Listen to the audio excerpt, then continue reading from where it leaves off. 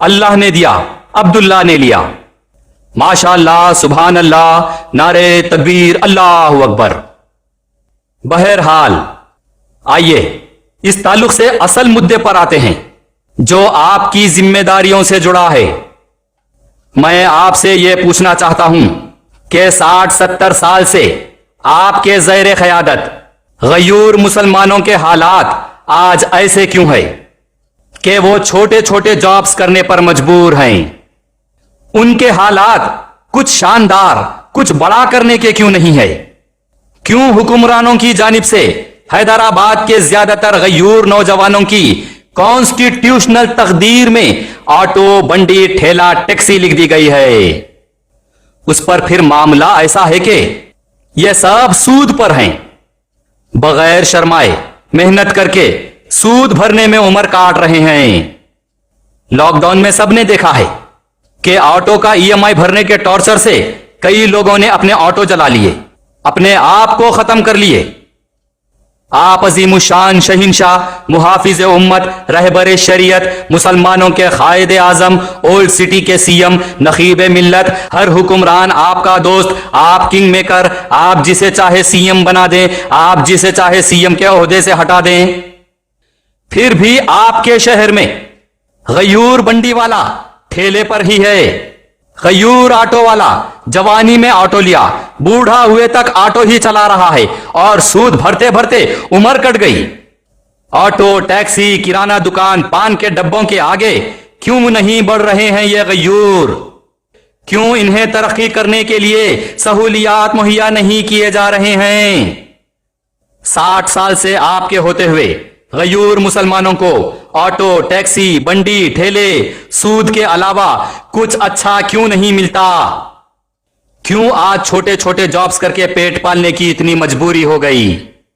کیسے آپ کی 60 سالہ قیادت میں 63% مسلمان غربت کا شکار ہو گئے؟ اور کیسے وہ لوگ ہزاروں کروڑ کے مالک بن گئے جو عوامی نیتا بنے؟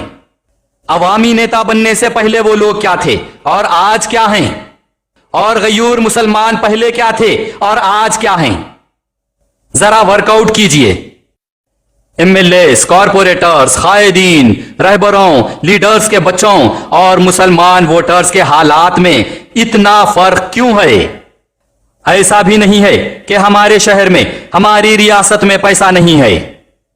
پیسہ بہت ہے، ہمارا شہر امیر بہت ہے، ہمارے شہر کے نیتا لوگ بہت امیر ہیں، لیکن مسلمان عوام غریب ہے۔ پیسہ صرف نیتاؤں، قائدین، رہبروں کے پاس جا رہا ہے اور مسلمان غریبی سطح سے بھی نیچے جا رہا ہے۔ ہمارے شہر میں مسلمانوں کے لیے جتنا پیسہ ہے، جتنی معیشت ہے، شاید ہی سارے ہندوستان میں کسی کے پاس ہوگی۔ مسلمانوں کے پاس وقف کا اتنا مال ہے، اتنی معیشت ہے کہ حکومت کو پال سکتے ہیں۔ ہزاروں کروڑ کی وقف امانتیں غریب و مستحق مسلمانوں کی مدد اور ان کی ترقی کے لیے ہیں، لیکن مسلمانوں کو اس سے رتی برابر کا فائدہ نہیں ہونے دیتے۔ بس مسلمانوں کو وہی راشن، ساڑی، لنگی بانٹ دیتے ہیں اور باجا بجا کر احسان جتا دیتے ہیں۔ مسلمانوں کے لیے افسوس کا مقام یہ بھی ہے کہ زیادہ تر مسلمان خواتین کے آنگ کا زیور تک نہیں بچا، وہ بھی رہبروں کے پاس سود کے لیے گروی پڑا ہے۔ آپ کہہ سکتے ہیں کہ عوام کی اپنی قسمت ہے، جو جیسا کریں گے، جتنا کریں گے اتنا حاصل کریں گے، لیکن یہ سوال آپ سے اس لیے ہو رہا ہے کہ آپ 60 سال سے ان مسلمانوں کے نیتا ہیں جو آج 63% آپ کی قیادت میں غریبی سطح سے نیچے آ گئے، اور انہی میں سے جو غریب تھے وہ چھوٹے جابز چھوڑ کر عوامی نیتا بن گئے، لیڈرز بن گئے، اور مختصر سے عرصے میں 10% امیروں میں شمار ہو گئے۔ عوام آپ لوگوں پر بھروسہ کرتی ہے۔ یہ آپ جیسے عوامی نیتا لوگوں کا کام ہوتا ہے کہ اپنی عوام کی ترقی اور ان کی بہتری کے لیے کام کریں، عوام کو اچھی زندگی گزارنے، اچھی تعلیم، اچھے ماحول اور بہترین سہولتوں سے آراستہ کریں۔ عوامی رہبر، نیتا، قائد وہ ہوتا ہے جس کی حکومت میں عوام خوشحال رہے، ترقی یافتہ رہے. لیکن یہاں تو سب الٹا چل رہا ہے. 60 سال کوئی معمولی عرصہ نہیں ہوتا. ایک پیڑھی گزر گئی, ایک جنریشن گزر گیا.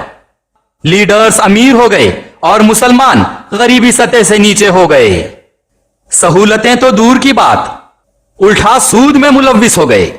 افلاس و منحوسیت میں پڑ گئے. زندگیاں گروی ہو گئے. پڑھنا لکھنا ترقی کرنا تو دور کی بات. صبح کے کھانے کی فکر میں شام میں بھوکے سو گئے. آپ کی 60 سالہ دور قیادت میں یہ سب کیسے ہو گیا؟ آپ بتائیے, یہ آپ کی ذمہ داری ہے.